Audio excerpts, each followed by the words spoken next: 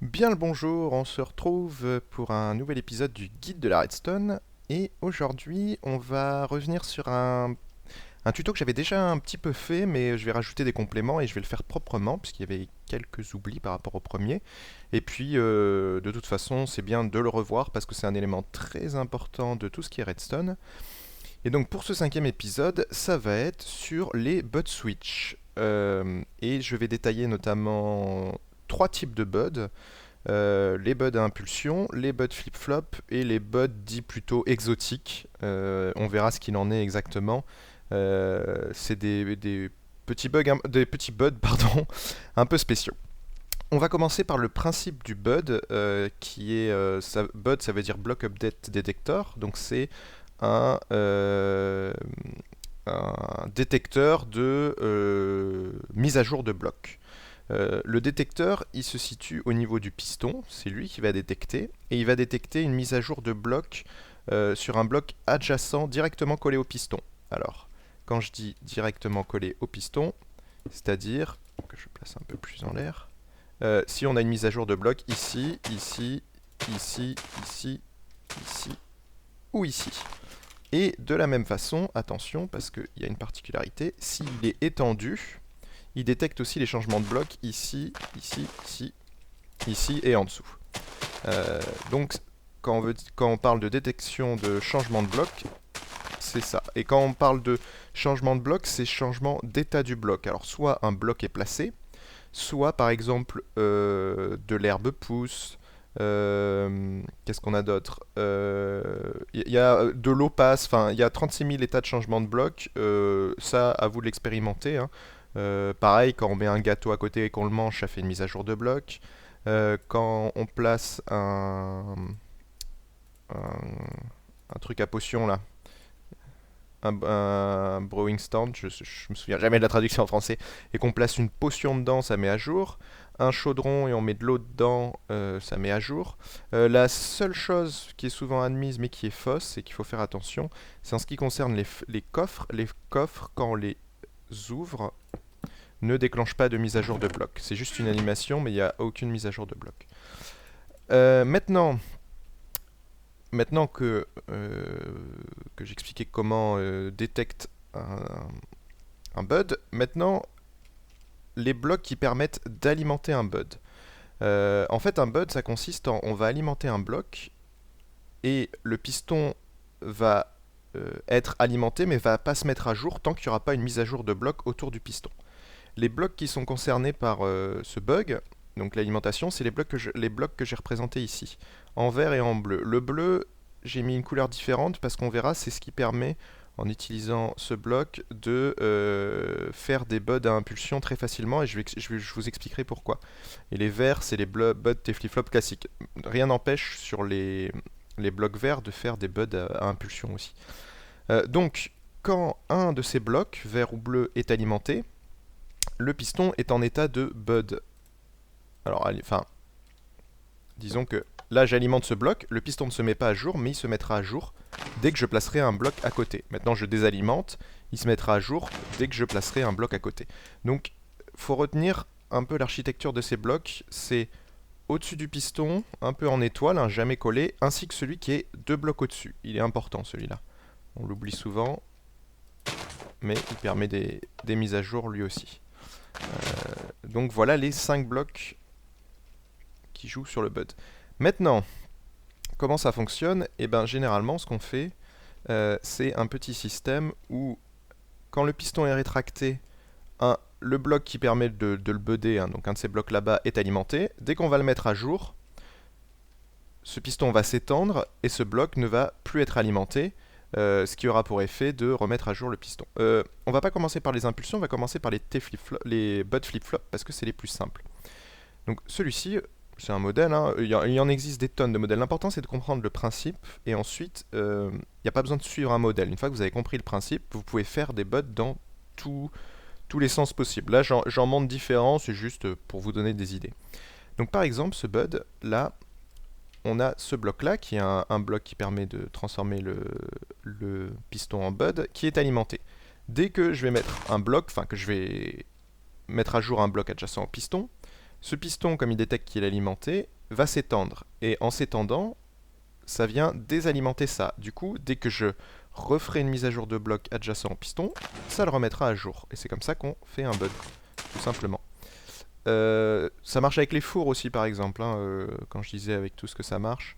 Avec la TNT, enfin ça marche avec des tonnes de trucs. Avec le Juckbox, ça vous l'avez vu dans mon LP. Typiquement, si je mets un CD, voilà, ça met à jour. Quand je l'éjecte, ça met à jour, etc. etc. Wow! Petit bug de texture.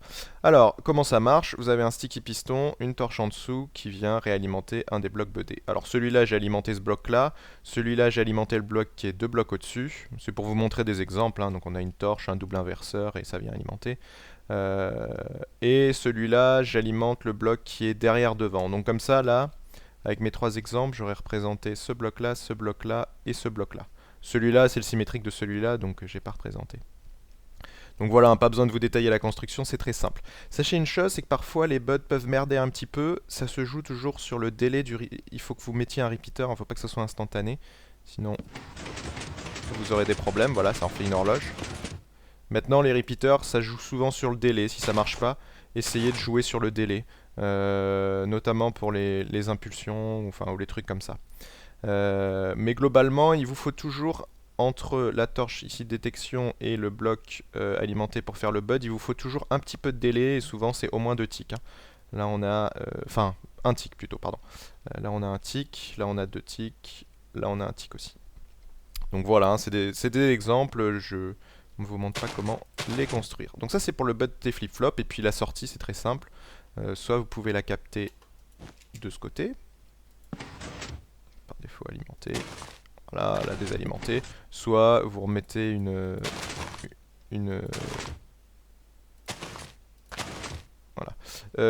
torche ici devant. Enfin bon, là-dessus vous vous débrouillez. Maintenant le bud à impulsion. Pourquoi il est légèrement différent le bud à impulsion? Parce que il y a un moyen très simple de les faire en jouant sur ce bloc-là. Pourquoi ce bloc-là? Parce que c'est le symétrique de celui-là, enfin c'est... non, c'est pas pour ça, pardon, mais parce que c'est de toute façon un bloc qui permet de budder le piston, mais surtout parce que quand on va l'alimenter, le piston va être buddé, on va placer un bloc, le piston va s'étendre, en s'étendant, on change l'état du courant sur le bloc qui permet de le budder, hein, comme ce qu'on fait sur les trucs verts. Hein. Les trucs verts, chaque fois qu'on étend, ici ce bloc après n'est plus alimenté, et puis quand on remet à jour, le piston du coup se rétracte. Donc quand il va s'étendre, ça va remettre à jour l'état chargé ou non de ce bloc-là, et en mettant à jour l'état chargé ou non de ce bloc-là, ça met à jour ce bloc qui, comme ce piston est étendu, est adjacent au côté du piston, et du coup ça remet à jour le piston. Donc, pour vous montrer, je vais mettre un délai plus long. Voilà. C'est-à-dire que dès que je mets un bloc, il se met à jour parce qu'il est alimenté via bud, donc il s'étend. Ici, le circuit fait son travail. On peut même d'ailleurs rajouter encore plus de délai. Là, c'est juste pour vous montrer. Hein. Le circuit fait son travail et donc ça va s'alimenter, se désalimenter via un inverseur. Et du coup, ça va désalimenter ce bloc-là qui sera adjacent au côté du piston et ça va remettre à jour le piston. Et à ce moment-là, ça fait une détection de bloc. Hein. Le piston détecte qu'il y a un changement au niveau de ce bloc-là. Et comme il est plus alimenté par le bud, il se rétracte. Voilà. C'est un moyen très très simple de faire des buds à impulsion, comme ça. C'est en jouant sur ce bloc-là. Après, rien ne vous empêche là-dessus de faire des buds à impulsion. C'est un petit peu plus compliqué, mais c'est suivant votre design, ça peut être nécessaire. Donc voilà pour ces deux types de buds. Là c'est la même chose, hein, c'est toujours ce même bloc, sauf que je n'ai pas de repeater dans celui-là. C'est un peu plus économique, c'est que des torches. Donc voilà pour ces deux types de buds. Une petite parenthèse, à quoi peut servir les buds? Regardez mon LP, hein, je m'en sers très souvent, de la détection de pousses, quand vous avez des champignons qui poussent, quand vous avez des arbres qui poussent. Enfin tout et n'importe quoi, hein, pour le Juckbox, pour faire des passages secrets. Donc là après, c'est à vous de trouver les idées. Et maintenant, dernière étape, les buds dits exotiques. C'est des buds un peu spéciaux, mais qui sont très pratiques. On a celui-ci qui est extrêmement compact. et qui se compose du... Il y a une plaque de pression en bois, là, sous le bateau, d'un bateau. Et en fait, là, ce bloc-là, qui est un bloc budé par rapport au piston, enfin qui permet de budder le piston, pardon, il y a une plaque de pression dessus, qui est appuyée avec le bateau. Donc ce bloc-là est alimenté. Donc dès que je vais mettre à jour ce piston, ça va l'étendre. Du coup, ça va soulever le bateau. La plaque de pression ne va plus être appuyée. Ça remet à jour le courant ici, qui est adjacent au piston. Enfin, qui à ce moment-là sera adjacent au piston, parce que le piston sera étendu. Et du coup, le piston se remet à jour. Voilà, tout simplement. Et donc l'avantage, alors ça fait pas un bud avec une impulsion constante parce que ça dépend de la plaque de pression, mais l'avantage c'est que celui-ci est extrêmement compact et n'utilise absolument pas de redstone, il vous faut juste un bateau. Ensuite, celui-là je reviendrai après, on a celui-ci qui est un bud vers le bas, donc vertical mais vers le bas, parce que tous les buds qu'on peut faire ici, on peut en faire vers le haut, ça se fait aussi, j'en ai pas fait, c'est un petit peu plus compliqué, mais ça se fait, mais souvent c'est aligné vers le côté. Maintenant, quand vous avez un plancher et que vous voulez un bud au milieu de la pièce, typiquement, si vous avez... que je place le bon truc, voilà. Vous avez une salle avec juste un four et vous voulez mettre un bud à ce four. Le seul moyen de mettre le bud, c'est de le mettre en dessous. Et dans ce cas-là, il faut le faire vertical vers le bas. Et cette technique ne permet... Enfin, on peut pas... Parce qu'il faudrait impérativement alimenter un des blocs qui est ici, qui est au-dessus du piston, donc celui-ci. Du coup, on peut pas le planquer comme on voudrait. Donc il y a cette petite solution qui est un bud vertical. Je sais plus de qui il est. Peut-être Pure Squirrel ou Static. Je sais plus. Je mettrai le lien dans la description de la vidéo de toute façon. Comment ça marche? Ça utilise une petite astuce.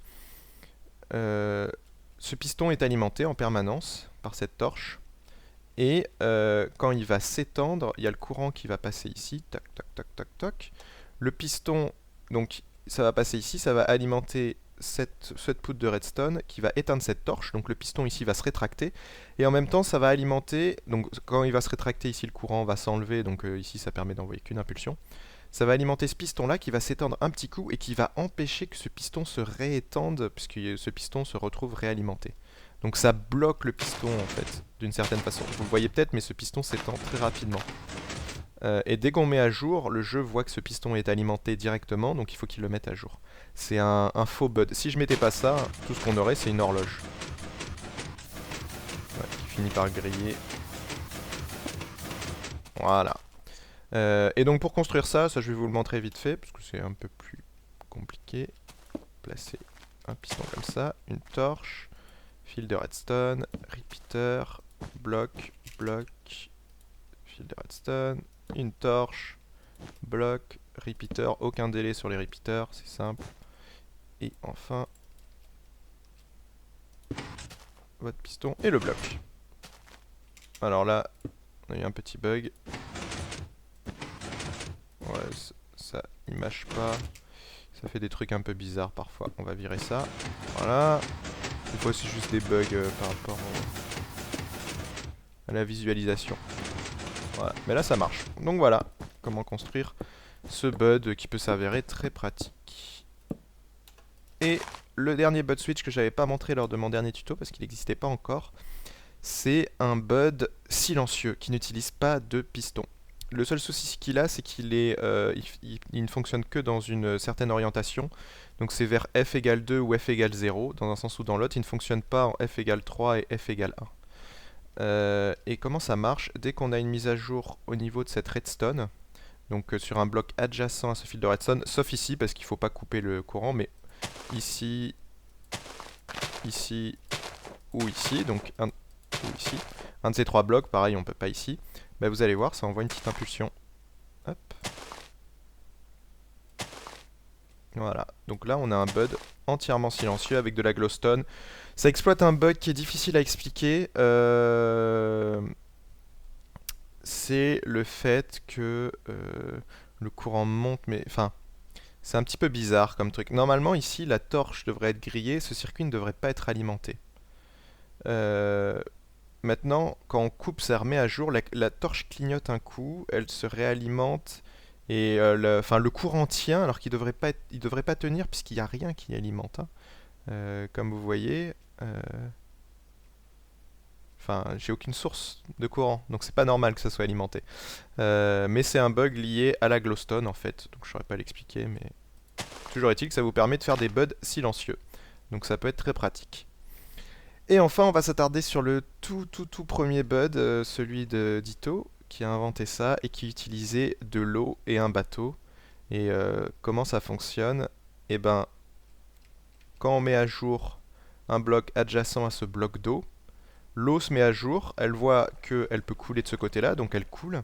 Elle va soulever le bateau, qui va du coup ne plus appuyer sur la plaque de pression. Du coup, ça va alimenter ces deux pistons avec un léger délai entre ce piston du bas et ce piston du haut. Donc les pistons vont s'étendre, vont venir couper le flux d'eau, et ensuite on a celui du haut qui se rétracte. Comme celui du bas est toujours étendu, l'eau ne coule pas par ici, parce qu'elle voit que le chemin est plus long par ici que par ici.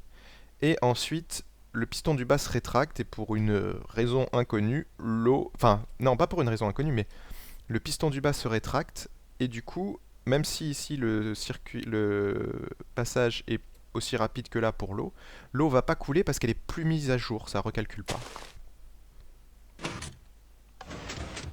Voilà. Donc ça c'est le bud original à eau avec un bateau. Voilà, comme ça vous l'aurez vu. Voilà, c'est tout pour aujourd'hui. Vous aurez vu comme ça les buds. Maintenant, gardez à l'esprit qu'il n'y a pas de design spécifique, hein, c'est à vous de les construire. Il y en a qu'on utilise, mais bon, ceux-là, j'ai pas regardé. On les fait à la volée maintenant. Gardez aussi à l'esprit que quand vous avez des problèmes et que le piston se met en horloge, ça peut arriver.